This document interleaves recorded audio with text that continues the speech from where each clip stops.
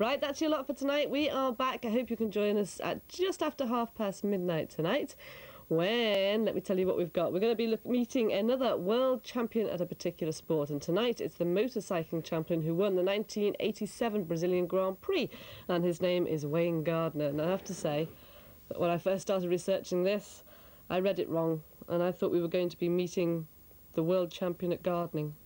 But it's his name, Wayne Gardner.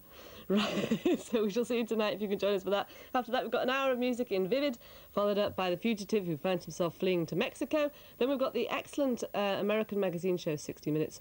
And then at 4:30, if you last that long, we're going about Britain. We're actually going to the Blackdown Hills. We'll find out where they are. So I hope you can join us tonight when we return, as I say, just after midnight. Now it's time to say toodaloo to you and hand you over to ITN for the early morning news.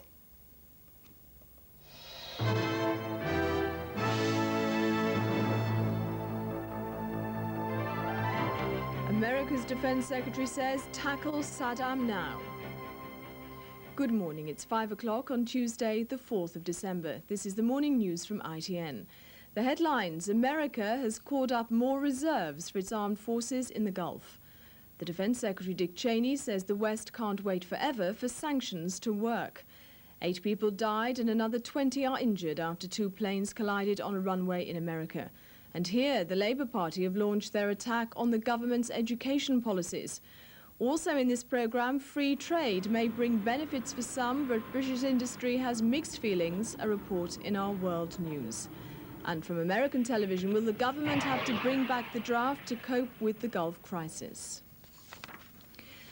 The American Defense Secretary Dick Cheney said President Saddam Hussein should be tackled now. He's called up another 60,000 reservists. That means America is near the limit of its first corps reserve troops. Only another 12,000 are left. If America wants to extend the call-up beyond them, President Bush has to declare a national emergency. Yesterday, Defense Secretary Cheney said the West can't wait forever for sanctions against Iraq to work. He told the Senate Armed Services Committee that Saddam must not be allowed to get away with swallowing Kuwait. He warned if that happened, Saddam's appetite for conquest will hardly be satisfied. Flanked by General Powell, the chairman of the Joint Chiefs of Staff, Defense Secretary Cheney said Iraq must learn it faces defeat in Kuwait. But he no longer thought sanctions could be relied upon to achieve that.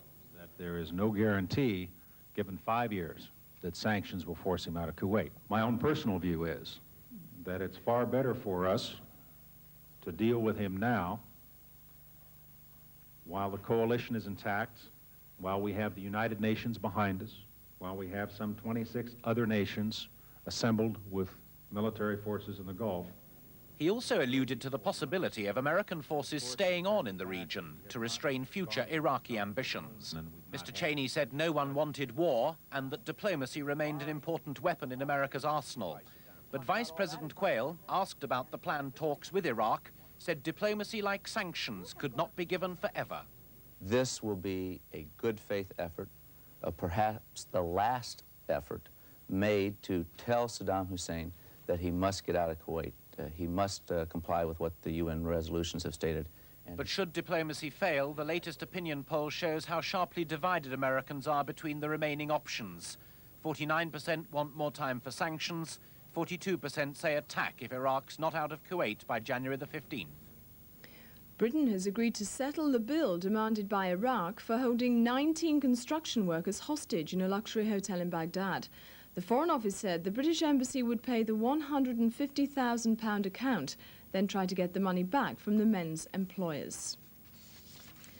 Northwest Airlines has confirmed that 8 people have died and another 20 were injured after 2 of their planes collided on a runway in Detroit. A DC-9 caught fire as it hit a Boeing 727 in thick fog. This is what remains of Northwest Airlines Flight 1482. 39 passengers and 5 crew were on board the DC-9. It was on the runway, ready to take off for Pittsburgh, when it was hit by a 727, preparing to take off on the same runway. It was foggy and kind of rainy, and the 727 landed on top and just took the top right off, and DC-9 immediately burst into flames. The wing of the 727 hit the fuselage of the DC-9, and it became inflamed. The DC-9 was ablaze for 20 minutes before firemen brought it under control. All the dead and injured were on this plane. 15 passengers, badly burned but alive, were taken to hospital. The passengers from the 727 were able to walk from the plane to safety. Investigators are still at the scene, examining the planes and the airport logbooks. Just before the crash, the runways had been closed because of poor visibility, and many flights were delayed.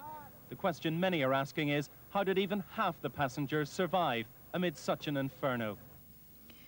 In South Africa, a curfew has been imposed in the black townships to the east of Johannesburg after 78 people were killed in factional fighting.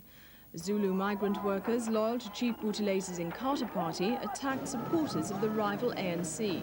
The ANC say the security forces did little to stop the fighting and only took away guns when they were being used openly. Extra troops have now been sent in.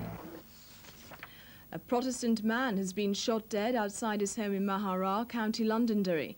He's the 74th victim of terrorism in Ulster this year. The RUC said he was not in the security forces. Here, Neil Kinnock, under pressure over his leadership of Labour, says he will lead the party to victory at the next general election. He was speaking at the launch of new policy documents where he accused the Conservatives of spending less on education than 10 years ago and failing to provide backup for teachers. Neither these nor any other policies of the British government will alter with the change of Tory leader. He and his colleagues have some new words, but they are not a new start in any sense. This is a carry-on regardless cabinet. Well, I think Labour's attitude today shows that they're very badly rattled, and can't blame them, wouldn't you be, if you were led by Neil Kinnock? But Mr Kinnock said this morning that Labour will be well led to victory by him. That's the best news I've heard all day. The House of Commons is to debate the restoration of capital punishment, possibly before Christmas. It'll be the first time for many years that MPs have debated this issue twice in the same Parliament. The debate, which will take place on the floor of the House, will be part of consideration of the Criminal Justice Bill. 3 Tory MPs have already tabled a new clause demanding the death penalty for the murder of policemen. MPs will have a free vote, and other clauses can be tabled up until December the 12th. In Argentina, troops loyal to President Carlos Menem have crushed an uprising by hundreds of rebel soldiers. They were demanding a shake-up in the army high command. At least 13 people were killed. The right-wing rebellion came 2 days before President Bush's visit. We'll take a break there. In a moment, our world news, which includes a report on the impact of the GATT talks on Britain's traditional industries. Join us again.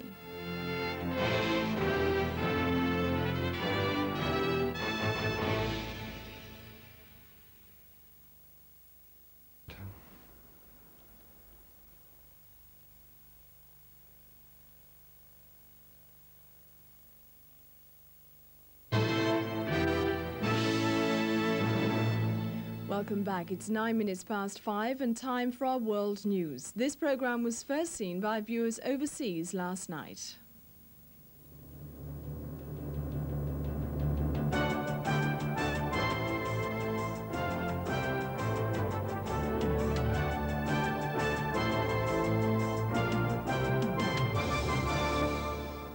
Hello, I'm Trevor MacDonald with the World News. We'll bring you the main international stories.